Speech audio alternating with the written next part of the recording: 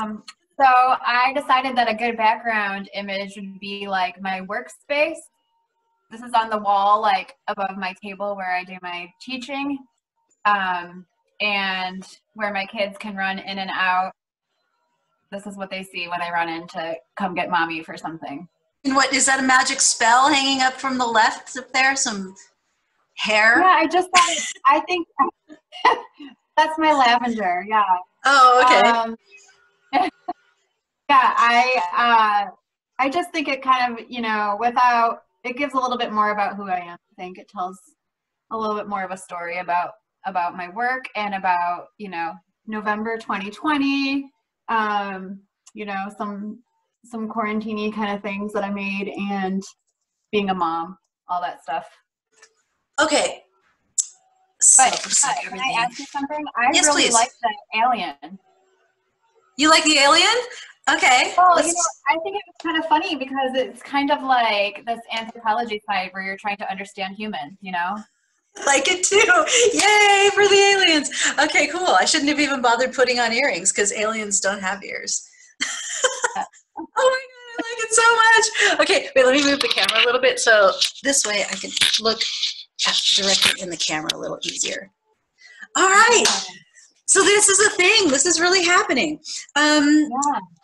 So what this is for anybody who sees this and doesn't know how this project was born, I am doing a master's degree in anthropology, and for a class I've had to do a study, and I chose the topic of moms during COVID and moms of school-age kids during COVID, and focusing specifically on moms' feelings, moms' happiness during this time. And my name's Angeline, by the way. And I had such an amazing experience. I was surprised by all of the people I got a chance to talk to, all of the amazing moms. Hang on, my dog's scratching at the door. She's being a little bee. Oh, she runs the house, and I don't care. I let her get in here. Come on, let's go. In. Come on. Get in. Get in. Come on. Come on, I gotta shut the door again. Cozy, come. Oh God, she's the worst. All right, I'll just leave the door open. So, yeah, so anyway, everybody I've spoken to has been completely different. I'm a mom of a 14-year-old and 16-year-old. And so I have my own unique world that I live in and think I'm the universe. And then I get talking to all these other moms, and everybody is different. Everybody has some unique perspective on these challenges we have with kids homeschooling and people trying to work and stuff, and really some interesting solutions that never would have crossed my mind. And so I thought I felt inspired by people I've been talking to, and I thought everybody should get a chance to hear this. And so that's what this is a chance to be, I'm going to ask some, kind of some structured questions just to give this some shape, and just we're going to hear from Karina today about like her life and how she feels, and she can say nice things, she can rage, she can do anything she wants. As you can see, she's anonymous, and so she has perfect freedom to say what she wants to say and for us to have the benefit of hearing it. So that's what we're going to do. And I'm going to close the door because I think the dog, oh God, she's sitting in the doorway. Would you just come in or out, please? Would you please? Oh my God, now I'm gonna fall. Oh, forget it, the dog can suffer. All right, alien's back. Okay, so Karina, let's talk a little bit about your life since COVID. Has anything changed? No, let's start with this. I don't want you to say the age of your kids unless you feel comfortable to do so. Do you want to tell us how old your kids are? That's fine, yeah. Okay, go ahead. Yeah, so just a little bit about myself. I'm married, and I have 4 kids, and they are 5, 8, 9, and 11 years old. And let's see, I'll also tell you that I'm a teacher.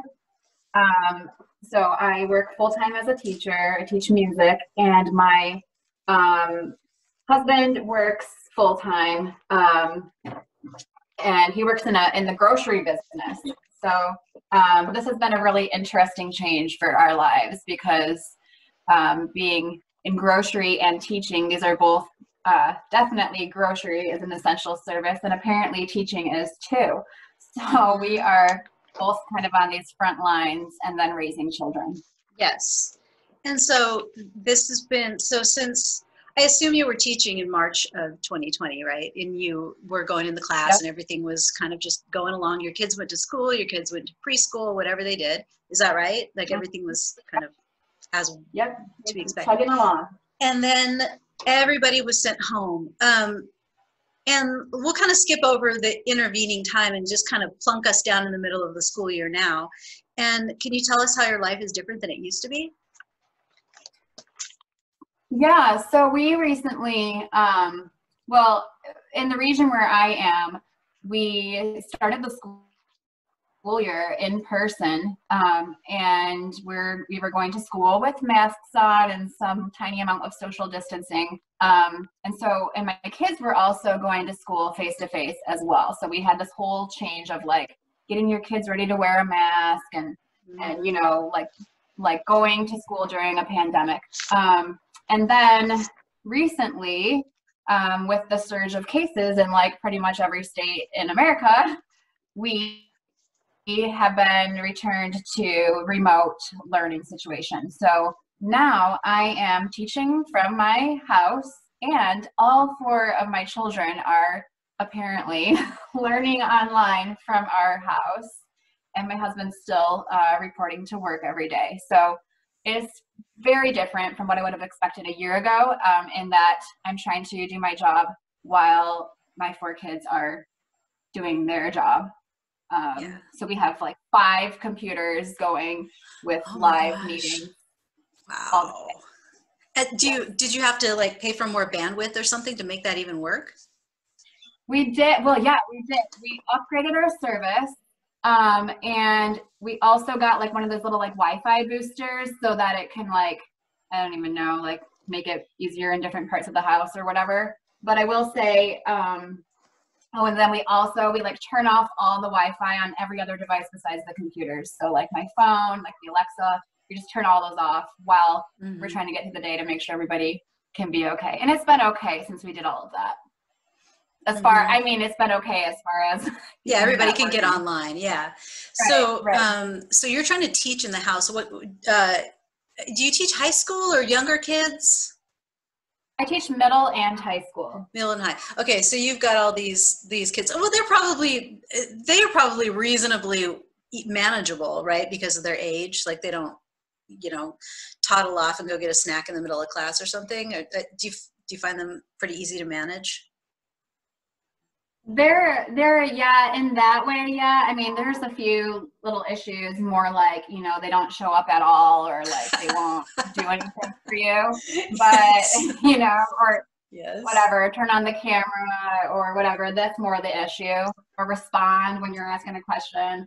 But yeah, as far as like management issues, it's okay. Okay, so you're in the middle of teaching class, and so how does your 4 kids, who are, one of them is very young, how do you manage that? Because I assume there's some issues there. Do you want to talk about that a little bit? Yeah, so I mean, the older 3 are kind of okay, and it's kind of amazing what teachers can do. They've trained them to like get on to everything they need to get on, every platform, take the link to the next class that they're doing or whatever. And so the older kids are fine. They just get on and do it. It's amazing. The 5-year-old is not fine. She needs a lot of help. And she likes to toddle off during class a lot. And we even got a call the other day from school, like, can you get your child back on the meet? They've been gone for 45 minutes or something. And I'm like, well, no, I can't. So that's fun. And you know, the times don't really line up, you know, so while I'm teaching my classes, you know, my kids might be on their lunch break. And so they might be like running around the house, and it's very hard for me to manage. Like, of course they need to move and eat and do things. But I've got like this live class streaming with like teenagers staring at me. So I can't really, you know, go do the thing to shut my kids up, you know? Yes. How do you handle the lunchtime then? Do you have prepared meals, or what's your strategy for that?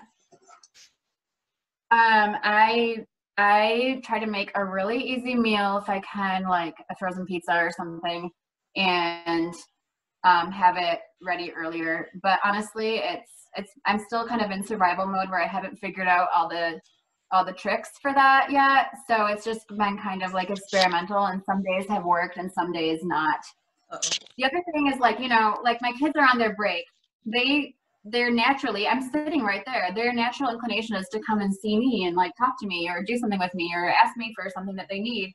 And that's hard because I really want to be able to give them that. But like mommy's at work, you know, so it's just weird. Yeah. Yeah. Okay. So, how does that make you feel? I mean, in general, the entire situation is totally overwhelming and too much.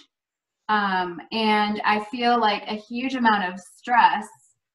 But my days are like, they kind of like, some days it will actually work out and be okay. And so on those days, I feel really like positive, like we can do this and we're going to make it through this time period. And, you know, my kids are so like flexible and resilient, and I'm so flexible and resilient, and this is amazing.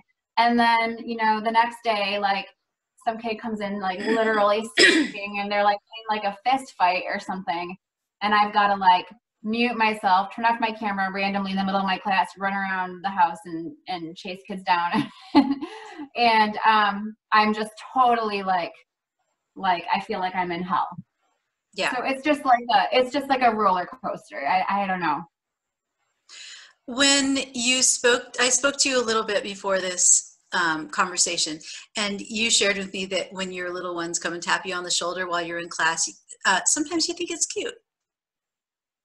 I do think it's cute. I like to, so I've always been a teacher who likes to share my life with my students. I guess I want to show them that you can be a parent and have a full-time career at the same time, kind of. And I want them to get to know me as a person, not just, you know, the teacher that they see doing this one thing at school. Mm-hmm. So I do try to share, like, you know, like I'll update with my students about how my kids are doing or what they did yesterday that was really funny or whatever. And so I think my students kind of like it to see kids running around behind me, and they will be like, oh, how's she doing? How old is she now? You know, stuff like that. So I think it is kind of cute. And the same way that I can see students, like I can see sometimes their parents walk behind them or a sibling. And so it's kind of cool, you know, to get a glimpse of like home life. Mm-hmm. So yeah, when my daughter comes up and needs something, I mean, I do think it's cute. I also can't always give her the things she needs. So it's a little bit stressful, but like, I just feel torn. Like, how do I really want to help you? You're so cute, but like, I can't, because I've got this other thing going on. Mm-hmm. So, you mentioned that your husband works in grocery services, right? Yeah. And you're a teacher. So did any of that change at any point? Were either of you unemployed, or your income changed, or furlough, or something like that? No, we were able to, no, I mean, luckily, teachers were paid for their spring work. Even though it was like, we had some weeks where we like literally didn't work because we hadn't figured out that we were going to be all going online or whatever. Mm-hmm. And with his particular grocery store, they've been, I mean, people still need food and they still buy food. And so it's been actually just fine. So as far as income, it's been okay. What has changed though is like just the amount of stress both of us are feeling at work. So obviously, like when I went back to school in the fall, like that's very stressful to be teaching in a pandemic with, you know, who knows what kid, you know, might be passing something on to me or whatever. Yeah. And then my husband, the grocery store scene can get pretty stressful. And the region where we're living in has a very like divided political climate, you know, with about half the population like very supportive of like President Trump, you know. And so like a lot of like anti-maskers coming in and like throwing vegetables at him if he tells them to put on their mask, and like all kinds of crazy stories about having to throw people out for not following rules or whatever. So I think his experience at work has been like super stressful as well.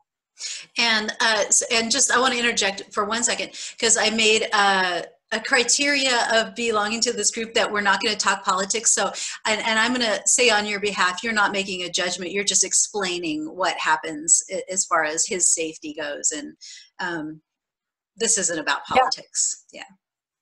No. Just that the climate is very like tense. Mm-hmm. Yeah. I think it is for everyone, no matter what side you fall on.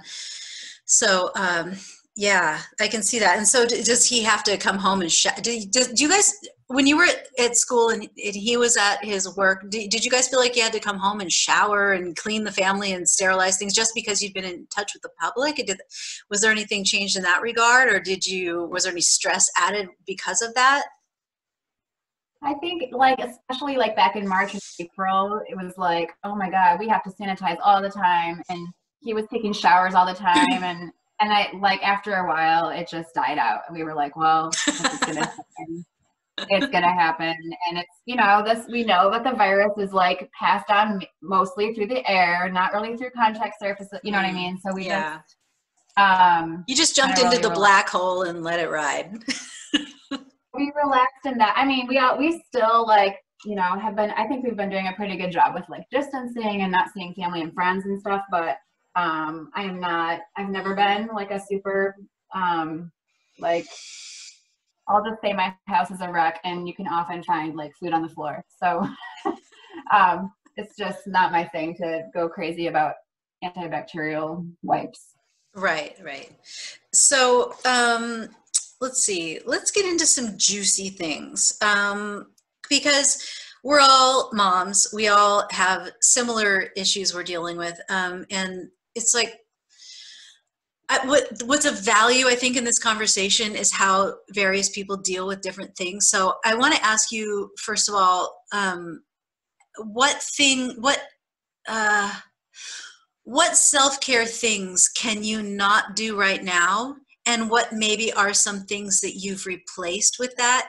And even if you want to give me some opinions you have about the words self-care. Yeah. Well, I mean, so like, you know, when I'm normally pre-COVID, when I've been stressed out, you know, there's the obvious, you know, getting together with friends, you know, and, you know, going for coffee or a drink or hanging out even. But I guess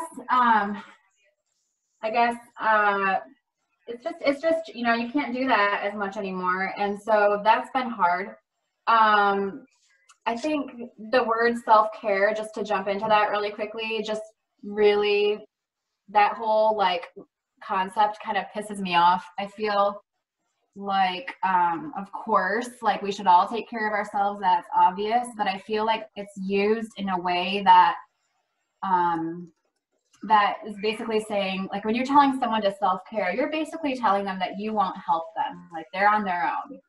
And that's just so demeaning. I think about it like if someone's wandering off in the desert and you're telling them like, no, just practice some self-care, drink lots of water, you know, like, well, what about the fact that you're in the desert? Like, get the person out of the desert. Don't tell them to drink water. Like, that's ridiculous. And I feel that way as a mom, quite often. A lot of stuff is placed on moms, and it's like, take care of yourself. We feel so bad for you. You have so much on you, but you're like a hero. So just take care of yourself and take a bubble bath and go to Target. I hate the bubble bath suggestion so much. I'm like, why do you think a bubble bath is going to solve my problems? Right. Like a bubble bath when you're in the desert is not, that's not the answer. You need to not be where you are. You need to change the situation. And so the whole thing makes me really annoyed. Of course, like everybody has to do these things, whether you're intentionally doing them or not. And so, yeah, like I guess I do things like try to get more sleep. Like last night I went to sleep at 5:30 p.m. because I had a crazy week, you know, like whatever, I'm going to bed. I'm going to just take care of me. But sometimes you're not doing self-care because you're so like, and you're like an amazing person who's like always remembering and intentionally doing it. Sometimes it's literally like because of survival, like literally you're going to collapse if you don't fall asleep at 5:30 p.m. So that's why you're taking care of yourself, you know? So those are some of my opinions on that. I think one of the things that I do though is I am very conscious about the fact that I eat before my kids. Because I don't know, I just get super crabby if I'm not full. Like if I'm really hungry and my kids need stuff and they need me to make food, like I can't do it. I just like start screaming. So I try very hard to like make it okay with myself that I'm gonna sit here, and while they're watching, sometimes I'm just like, mom's gotta eat, you know, and I will eat first. And it's not always a good thing because sometimes I'm like stuffing my face with chips or candy or something. But I know that for right now, that's my temporary solution. You know, that's my temporary self-care that will get me through that stressful hour or so. You know, I think that that's not an unusual thing, just from an anthropological perspective. I think from a survival perspective, like imagine we all live in caves, and the one who has to protect the young has to live, you know, and that makes a lot of sense to me from that perspective. Don't lion mothers eat first before their kids or something like that? I just feel like that's a really healthy, and it does make sense. Yes, and to me, that's I mean, I'm not here to judge what people do, but for my life, if I'm looking for advice from other moms, that sounds like a really reasonable idea. Because you know they're going to get fed. Plus, you know, you just fed them a few hours ago. It's not like they're starving to death. They're not literally in the desert with no water.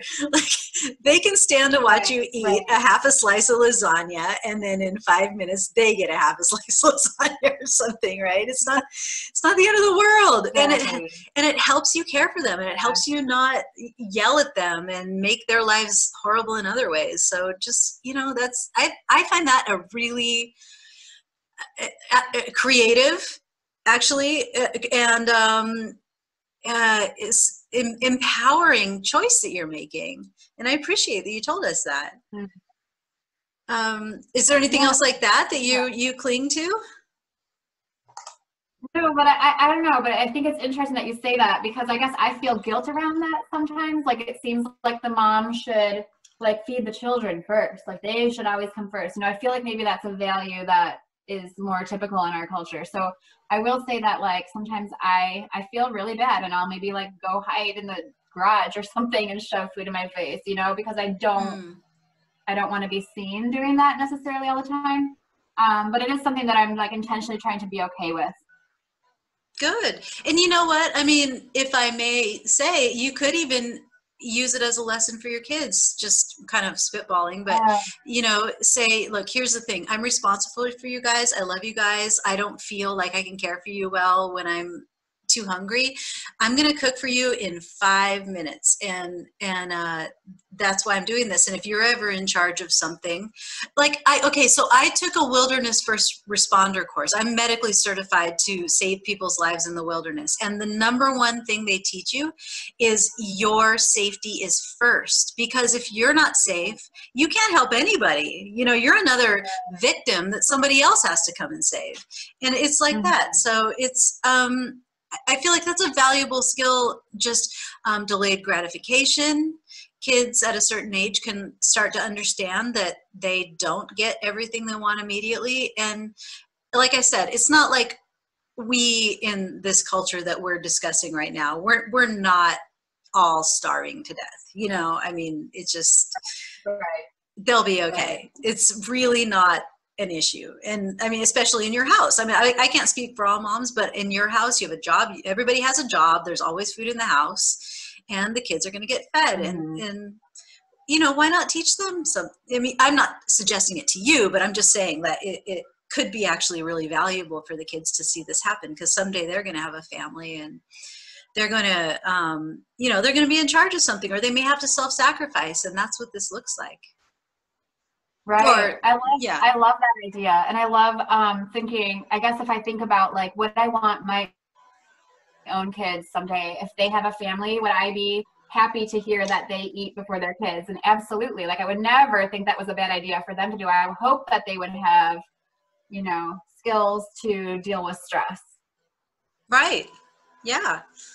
That's when we spoke before, that was the one that stood out the most for me as the most creative and interesting thing, because I also have guilt about so I'm cooking for the kids, and I basically eat my whole meal while I'm cooking because I'm just picking a little here and picking a little there, and I'm hungry, and they're coming in going, when's dinner ready? I'm like, go away, it's 20 minutes.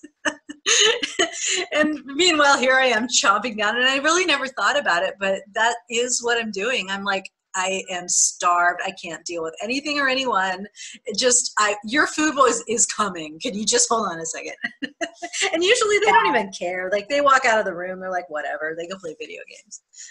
Mm-hmm. It is not traumatizing them, trust me. Yeah. So let's see, what else do you do? What things can you told me before that your self-care is actually a really high priority for you, even though you have some issues around other people telling you to do it. You do feel like you need it, and you're like such a strong woman that you do take the opportunity to care for yourself. And so can you talk about some ways you do that? And you know, I mean, I know maybe you can even say how you wish you could, or things you can't do anymore, but that a few other things that you actually do fit in, maybe even on a weekly basis or something. Yeah. So I do. I mean, as much as I hate those words, like you said, I have to be taken care of by somebody, you know, and the reason is if I am not feeling great, then our whole family falls apart, you know, and I have to be in a great mood, especially like teaching is such an emotional job. If, you know, it's a social job, and then kids, parenting is huge, right? Emotionally on you. And so if I am not emotionally stable, then nothing can happen. I can't teach well, I can't parent well, I can't function. So I have to. Some things I do, I try to go running. I'm not super great at it right now because it's just been crazy during the week, but I do have a friend I go running with every Sunday morning, which has been super nice. And we just kind of try to stay 6 feet apart and talk about life, you know, kind of vent mom stuff. How do you stay 6 feet apart and talk at the same time while running? I want to know how that looks. I don't know. We're probably not really totally 6 feet apart. We just kind of yell. We're like, well, if it's like a sidewalk, we like stay on each side of the sidewalk. I don't know. Do you wear masks when you run and not waterboard yourselves? Before, but we have before, but we generally haven't. Now that the cases are going up in our region, we probably should again. But I guess we feel kind of okay being outside and being not like, you know, standing like with our faces up to each other. So, but something to definitely think about. But yeah, so running has been a big thing for us, or for me, just because I need that. I did a lot of yoga over the summer. I've really dropped the ball on that lately, though. I guess I like to listen to podcasts. That's kind of like my like me time a little bit because when I'm home with the kids a lot, I just can't take the sound of their lovely playing anymore. And so I will put headphones on and I will just like, you know, be doing my mom stuff like dishes or laundry or something, and it kind of makes the time go by. I have some podcasts that are like more like about teaching or parenting that are like, I kind of feel like I'm being really productive when I'm listening to, but I also listen to some that are just more like trashy or like just a complete, like a complete break from reality, from what my reality is. And like one of them is about Princess Diana, and it's like this like extreme opposite like life, obviously, and it's just kind of like hot goss about the royal family. And it's really nice to just think about something completely different in somebody's life who's, you know, really trapped, but in a different, completely different way from you, you know? Yes. That's kind of fun. That's Yeah. awesome. Sidebar, I got addicted to Downton Abbey at one point. I was a late bloomer on the Downton Abbey whole like craze. But once I got it, there are like 18 seasons of Downton Abbey, and I was addicted to it. It was so bad that I couldn't stop watching it, and I wished it would end because I wanted to be free, but I couldn't stop watching it. Be free of this. Oh my God, that's hilarious. I felt like an addict, a heroin addict. I mean, like, I just want to be free. Please set me free. Just finish. Just finish. Amazing. Wow. Yeah, there's something about that British drama. I don't know. It's just so much. So let's see. Let's switch to some other topics here. What can we talk about here? I have a list. I kind of want to get to juicy things. So can you talk a little bit about your life with your spouse and how that maybe has changed during this time? Does your spouse understand your life? Yeah. You have any feelings surrounding that? You know, I feel like a lot of women in general, this is a topic of relevance. So, and especially during these very different times, you know, feelings might be a little stronger. So do you have anything in that regard? Yeah, that's, I mean, yeah, I think, you know, couples who are raising children right now are probably, I don't know. I think it's a weird thing to think about how there's a lot of stress being quarantined with anybody, where that's like the main person that you're with all the time, and it can be really lovely. And I think it's kind of brought our family together a lot more, but it's also a little bit difficult for a couple sometimes because you're just kind of like all the little annoying things are in each other's face all the time, kind of a thing. But I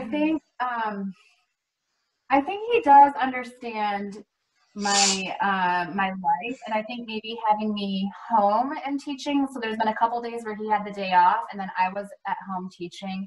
So then, you know, he gets a more clear, I mean, it's not the same as what it would be in the classroom, but a little bit more of an idea of what it is that I deal with, like with teenagers and with, you know, what it is that I do every day. Hearing like the way that like my students warm up, or we're playing instruments together. So just the kind of things that we do every day. So I think he does have that understanding.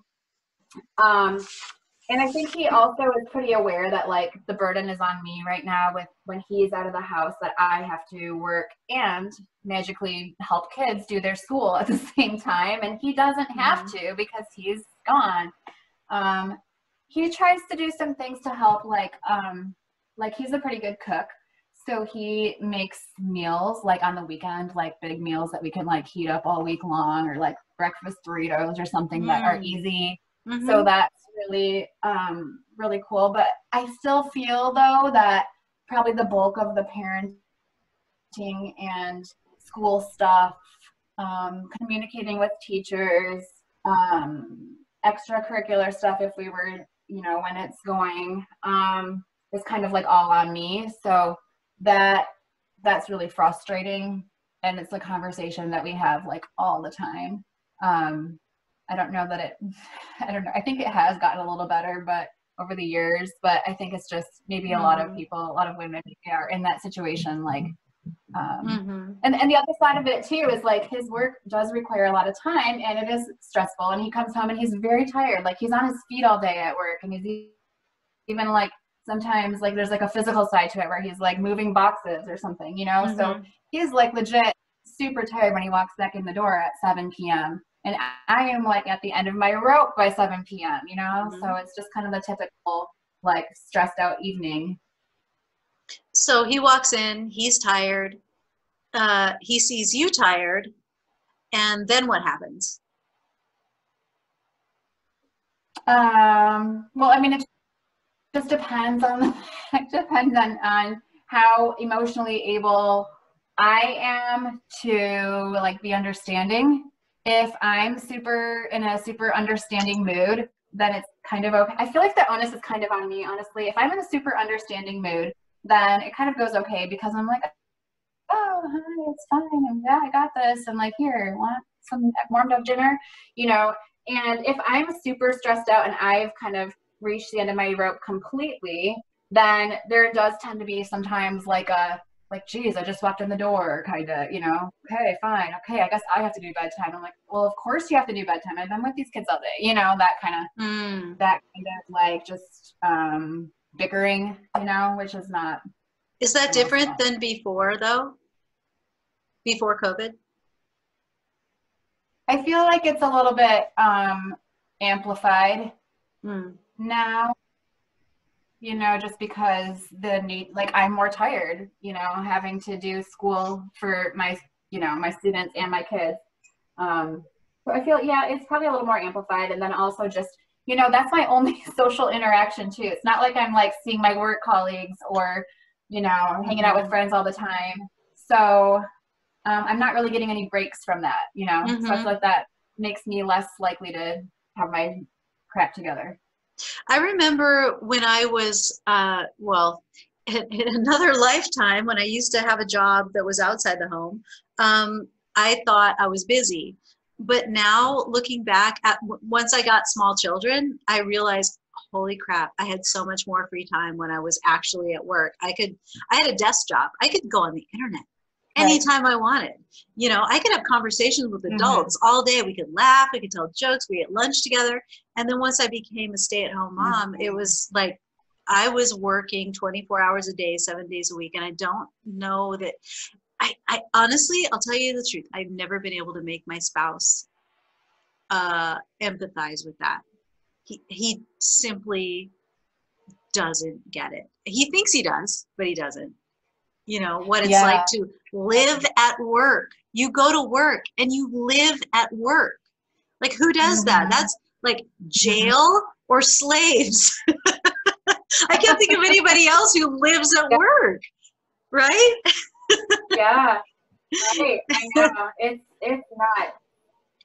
It is nuts. And I think just like the general like tiredness of like never, ever, ever getting it to be about yourself and what you want. That's what's really exhausting about it. Like, do you want to, you know, do XYZ right now? Well, too bad you can't because this kid needs you to do this, you know, or you need to make dinner for them.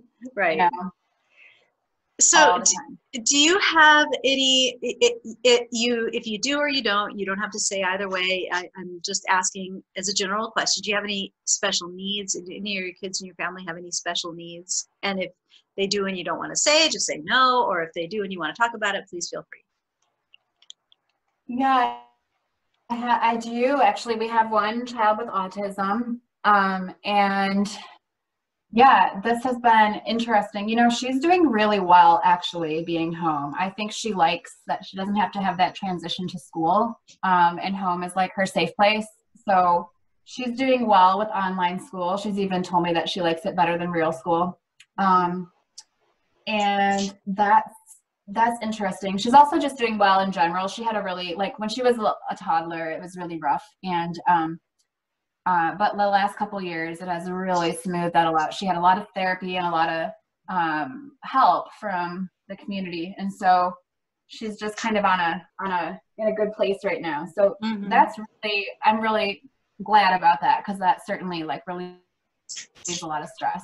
There are some things that are kind of weird about it though, like like right now, like here's just a little story from the past week. So I was teaching and I had my students on my little Zoom class and we're doing stuff. And in the middle of me teaching these like 7th graders, there's just like this shrieking coming from downstairs, and she comes running up the stairs, and the shriek is like really piercing. It's like the worst thing you can imagine, just like a child who's like just angry and scared at the same time sounding, and just really, really loud.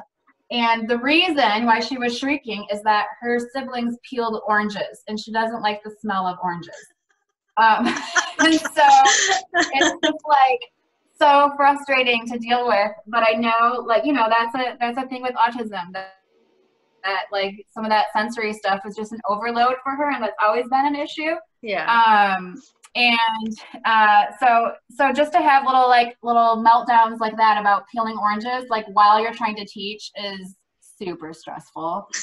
Luckily they haven't been too bad so far, but that's just a little added stressor to throw into the mix there. Yeah, that's an unpredictable thing that you can't plan for in advance. No, I really couldn't. And then I actually had to like go into the garage. I mean, I don't know. It's so hard to make these decisions in real time, because it's like, do I tell my students what's going on, or do I, you know, help my kids? So I ended up just grabbing my computer and running into the garage and shutting the door, and then like continuing my class from the garage, which it's like really cold in November here. Oh my God. So that was a fun time. You're freezing, the garage is dusty. Like, what'd your students say? Wait, hang on. You know what? I'm gonna keep talking. I'm gonna mute my video for just 1 second, because my dog is scratching at the door like she's gonna break it down any second now. I feel like the bomb squad is coming in. Okay, so just keep talking, please. I can hear you. I'm just gonna go ahead. Yeah, no. So yeah, they just were like, "Is everything okay?" And I'm like, "Yeah, it's fine. You know, we just had a little issue with oranges. I'm just gonna be this is my garage, guys. This is where we park our van. This is my minivan." Like, I showed him a few things in my garage, and then I sat down on like the dusty, disgusting step and taught my class with like a bottle of like that, you know, that window, what's that, glass cleaner for your car, whatever that is. Oh, the antifreeze solution you put in. Yeah. Was like, I just remember like looking at that, like that's what I'm sitting next to right now as I'm working. Okay. That sucks a little bit, actually. Okay. All right. Marina on Facebook, she commented that she thought it was funny that husbands think they understand, but clearly they do not. No, I don't love them. I don't think they get that. Yeah. Okay. Okay, so I want to, let's see, I'm looking at sort of my list of ideas. Talk to me about how you manage your emotions. Okay. Well, I do it with the help of pharmaceuticals.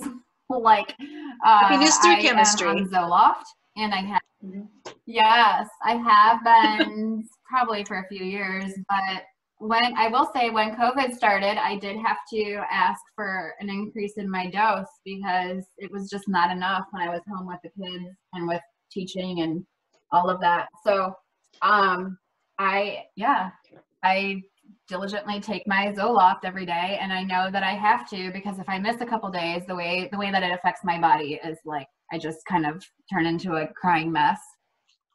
So I have to kind of like stay up on it.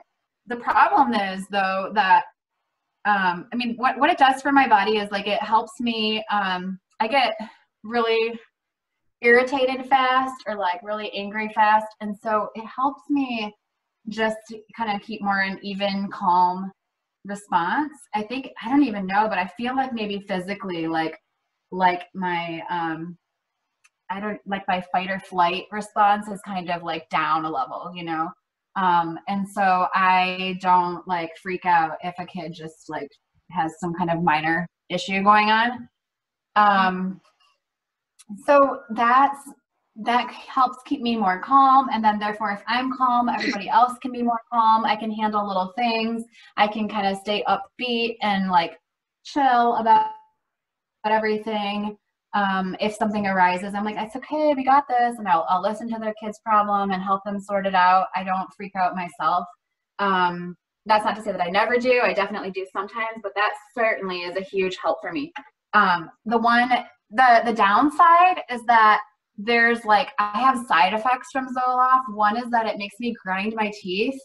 And so then I get headaches and my jaw is popping all the time. And I know this is a result of the Zoloft because I've been working with my doctor on trying different other drugs that might help with anxiety or depression stuff. And that's just something that I noticed that when I go off Zoloft, like the teeth grinding stops, you know? Mm-hmm. And then when I go back on, it starts up. But Zoloft is the one that's the most, for me, is the most effective in just like helping me with my anxiety. So that's one of them. That's just really annoying. I get a lot of headaches and popping feelings. And like at any given moment, I might be like clenching my jaw really tightly. But then the other one. Does it give you a speedy feeling? Is that why you clench? No, I don't know. Okay. I don't know why. I have no idea. I read though that it is a true side effect. It's a more uncommon, but I don't know. It's so weird. And I don't know. I tried to go on Zoloft once and I felt like my brain was going to explode. Like I took one pill and I felt like I honestly felt like one of those cartoons where the cloud comes out of the top of your head because your brain is literally exploding, like that emoji. That's what it made me feel like. So I wonder, I don't know. That wasn't for me. So, you know, I just was curious how it affects you. But anyway, it helps you not get mad at people. That's something.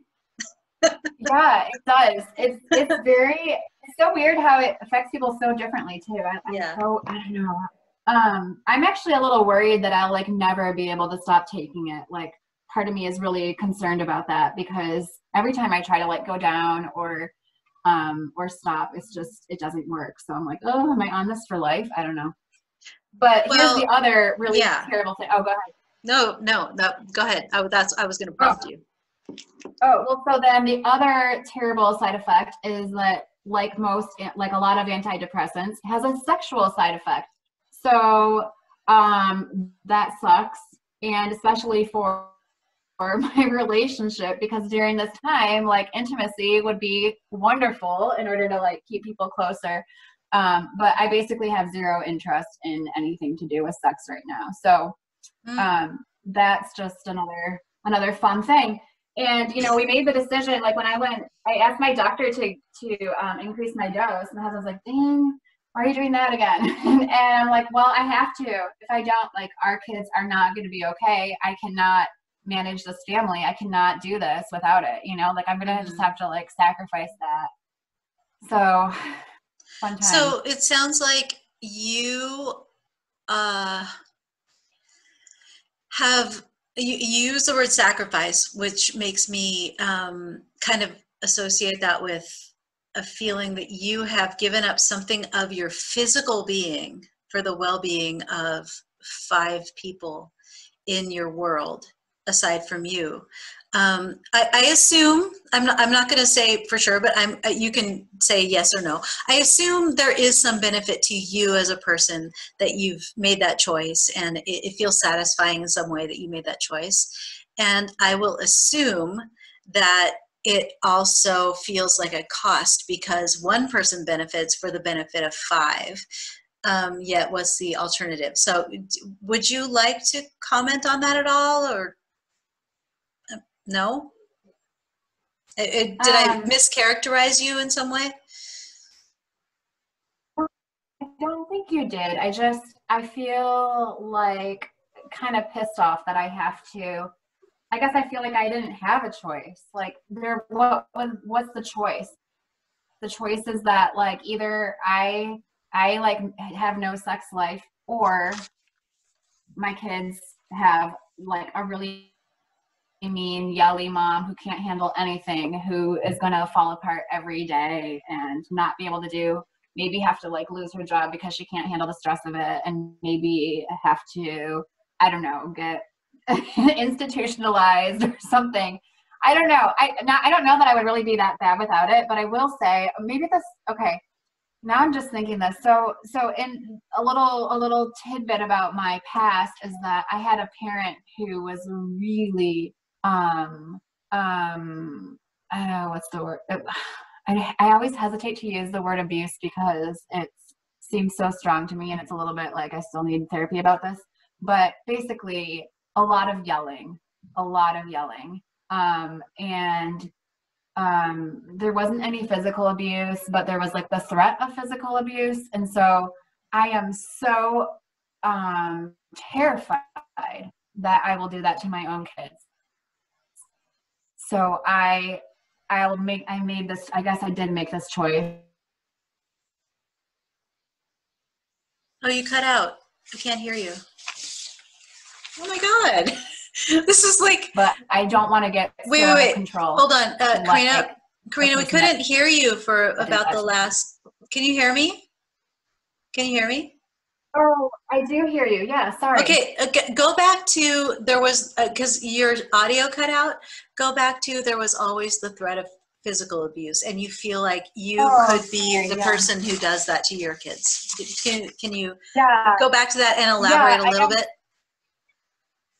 Yeah, sorry about that. Yeah, I guess I just feel terrified that I would hurt a kid, or that I would yell too much. And just that feeling from my childhood of the adult being out of control was so scary. And I'm just like, I think that's part of why I've made this choice, that like anything is better than yelling and getting out of control. So I have to have things calm and controlled. Is there a cost for calm and controlled? I mean, would it feel good to just let it fly? No, I don't think it would feel good to let it fly. I think I'm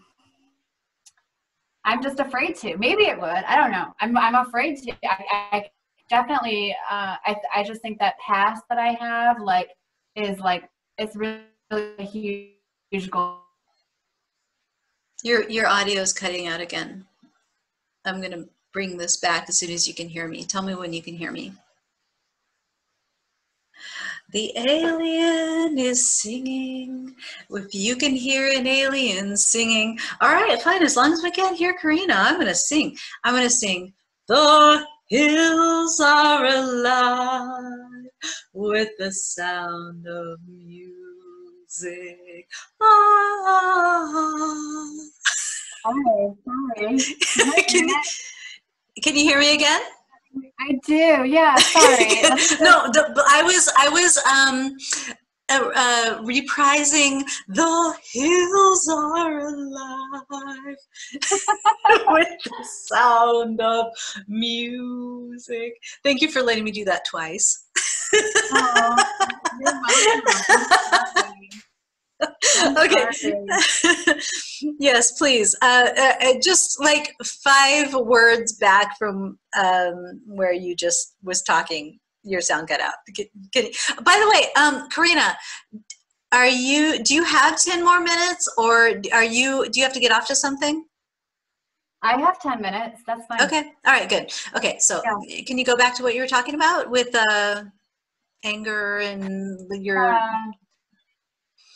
Yeah, I guess just the gist of it is that I feel, really worried that I would turn into that person. And I'm willing to, have this affect my body physically, take that upon my body in order to avoid hurting my kids in that way.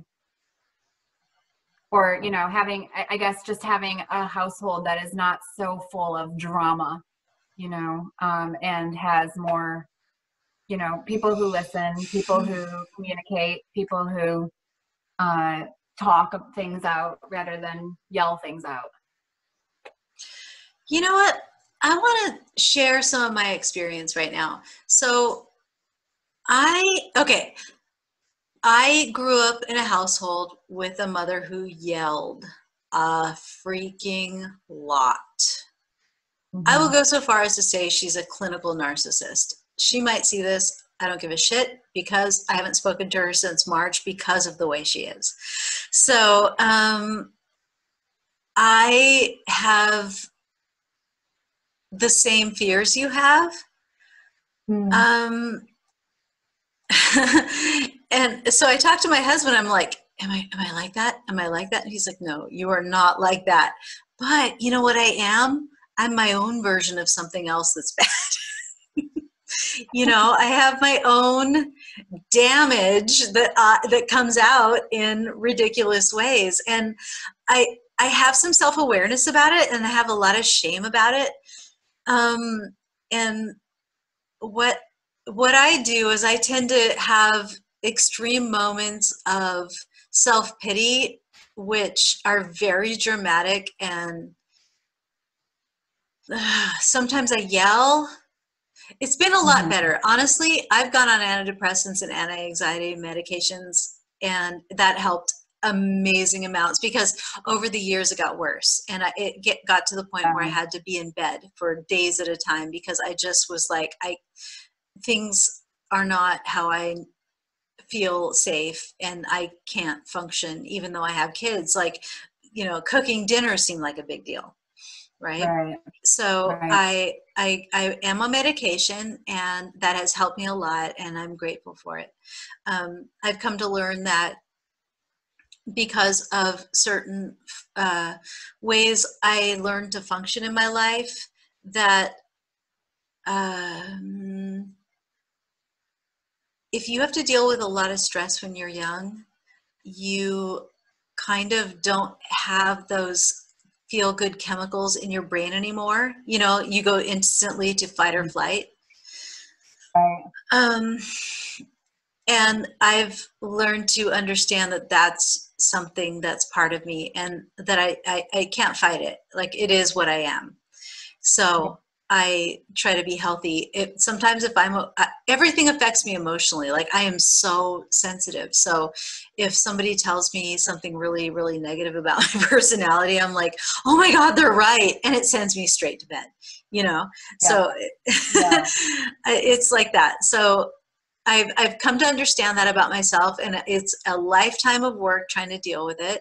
I do use medication to help me, because I got a wonderful therapist who told me that this is too much for you to like cognate your way through.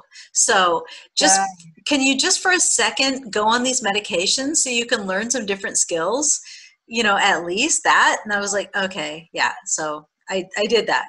And it helps. And I'm not a perfect person. And I feel like I add a lot of drama to our family, because I'm very emotional, and I react very big to things that distress me. And I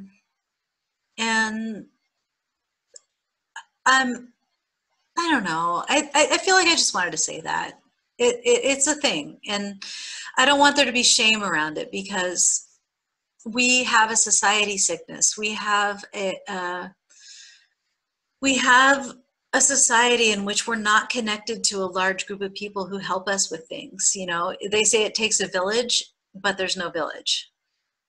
Yes, and especially for moms, we're like home with our kids, and that's all we have. Yeah. And okay, so I have you, for example. Now I have other friends and stuff, but they also I'm a woman, so I have to be a village. You're a woman, you have to be a village. All my friends who have children, they have to be villages, but there are no villages.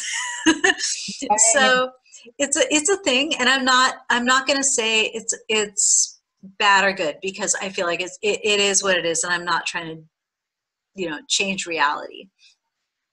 But it does affect how we have to function in the world. And that's kind of what this little chat is about, is how do we function in the world? How are other women like us functioning in our reality? Because it does us no good to say, oh, if only things were different, I would be better. Well, they're not different. They're like they are. So how can we help each other be healthy? Right. And that's what this is. Too, yeah. And I too have had to like learn about myself that I have that same fight or flight response to small things. And I've had to really train myself to, like, one therapist, for example, told me to always stop when I feel that feeling, to stop and ask myself, what is the most important thing right now? And that was really, really helpful to me to think about, like, let's say I'm freaking out because we're late for school. Mm-hmm. If I stop and I'm like, what is the most important thing right now? Is it that we're late for school? Is that really that important? Can they be 5 minutes late? Can they be 20 minutes late? Will that end everything? Not really. But the most important thing is my relationship with my kid, right? Yes. Yeah. So no, I should not be yelling at them right now to hurry up, you know? So that has been one thing that I've done, and I don't always do, but it has helped me immensely. And it's just like a brain thing. Like, you literally have to train your brain to not automatically go to the other place. Mm-hmm. Yes. It's so much work. It's so much work. You know, I wake up every morning. I've decided for the last, 3 or 4 years now, every morning, the first thing I do when I wake up is I do a transcendental meditation of some kind. Like, I started with a Deepak Chopra app.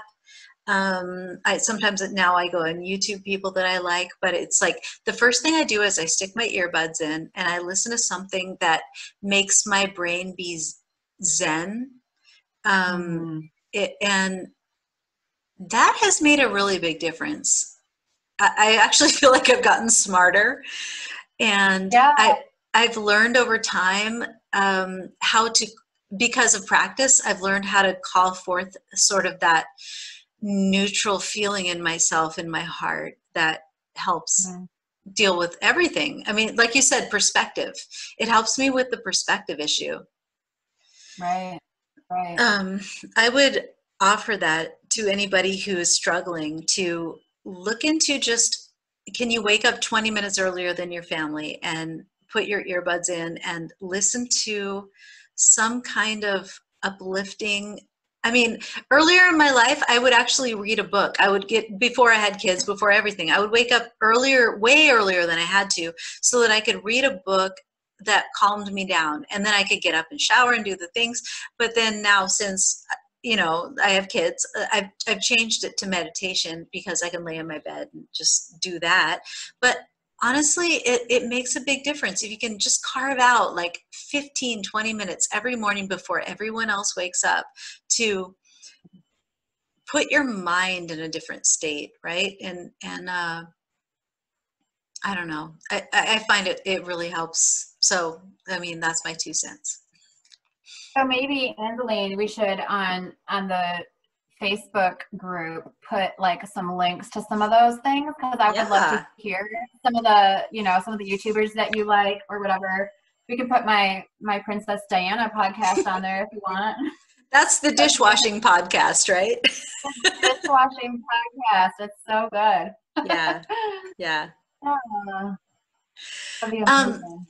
I want to ask you one more question. It's a little triggering, but I think it's of value to people who would be listening. And that is, you mentioned before in our little pre-conversation, a feeling of being exploited by your employer, parents, society, men. You feel insulted and outraged. Would you like to expand upon that and speak on behalf of anybody who feels like you, just so people can feel normal? Yeah. I know when I used that word with you, then I thought about it later and I was like, was that too strong of a word? But I really think it's true. So, I mean, I feel like, you know, the fact that people tell women and moms especially to just do it, and they count on you to just do your thing, which is to magically like raise children and do your job at the same time, and, you know, not have adequate support from your community, not have paid childcare, not have, you know, help with any of the, you know, just all of the things it takes to run a household, if it's cleaning, cooking, you know, managing, you know, doctor appointments and piano lessons and the whole 9 yards, all of that you just expecting that you'll do that because that's the way it's been, and not being willing to change to help you, that's exploiting people. It really fills me with a lot of resentment and anger that I have to do this. And just because I'm willing to do it, because of course I'm going to do everything I can for my children and for my family, doesn't mean that that's okay, right? Like, it's just that really, really, I feel a tremendous amount of anger.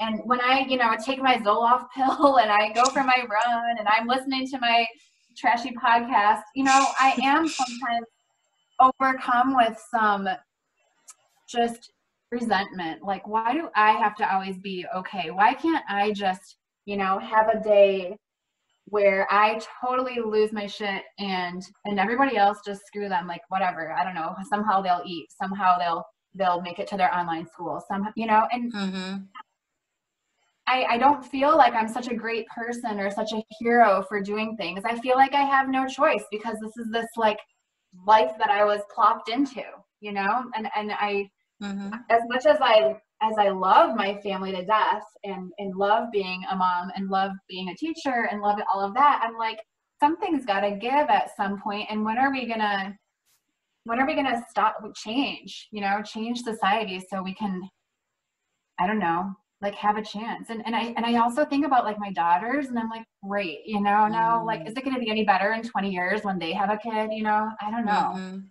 I don't know. I don't have a lot of hope for it. And I don't know. It just really angers me. And sometimes I'm like, I just shouldn't even do it. Why should I, why nobody else is trying? I guess I feel kind of like, why aren't the men doing more self-care? Why aren't they making sure their emotions are in check? Oh, they are. They're doing lots of self-care. And I'm not a man hater, but I know men take care of themselves when they need to. Am I wrong? I don't know. Maybe. I think that they do, but I wonder if it's always, like, is everything hanging on them, around the house? Like, if they, no, because they self-care. I love men. I'm going to say this every time I say something that sounds judgmental about men, but I love men. But I think they do self-care by, if everything's hanging on them, then if something needs to happen, they're perfectly fine with just letting it slide because they care. They do good self-care. And in fact, I feel like we could learn something from men in a sense. Yeah, that's a good point. They make their boundaries very clear and they put their foot down and you don't cross that boundary, and period. Right. So as much as we feel frustrated with men, right, but it's also not as socially acceptable, right? Right. For mom to go to bed early or for mom not to do this thing is not as acceptable. Yeah, you're right. So I appreciate that because I feel everything you just said, and I would like to, there will be no result from what you say next, but I feel like it helps to put it out in the universe. If you were to wave your magic wand and fix it, what would you like to see different? I mean, really, fantasy land, like in your life right now, exactly as you know it, not everybody's life, just yours. If you could wave your magic wand and make yourself feel peaceful and like a woman and like you're free and you could do the things you want to do, what steps could other people take, or you could take, or the world could take? Anything. It's a magic wand, what could make that happen so you could feel amazing as the person you were born to be? I mean, just in a practical sense, like dumb stuff like cleaning, would be great to like not have to do all of it all the time. But I would like more time. I would like more time for myself. Like I'm a musician and I teach children how to play instruments, and I don't have time for myself to play my instruments as much as I would like. I can't join like a local orchestra because there's no time. So I'm teaching kids hoping that someday they will want to be a part of their community orchestra when I'm not a part of mine because I can't, I would like, you know, I don't want to get rid of everything because I love the general, like being with my children and my family and having, some amount of family time where we are doing some of those, cooking and playing but I would just like to have some time to work on me, become a better musician, a better artist, where I like to write. I don't have much time for that. I just would like to be like more me, and not just my roles as a mom and as somebody who works with children. How much time would you like? You want an hour a day? You want a whole week at a time? You want 3 years at a time? Like what are you asking for? Oh, I would like to have like 3-day weekends all the time, and then like maybe like you know 2-week breaks at a time every now and then, where I can just really just go do a thing and like do a project, of some sort.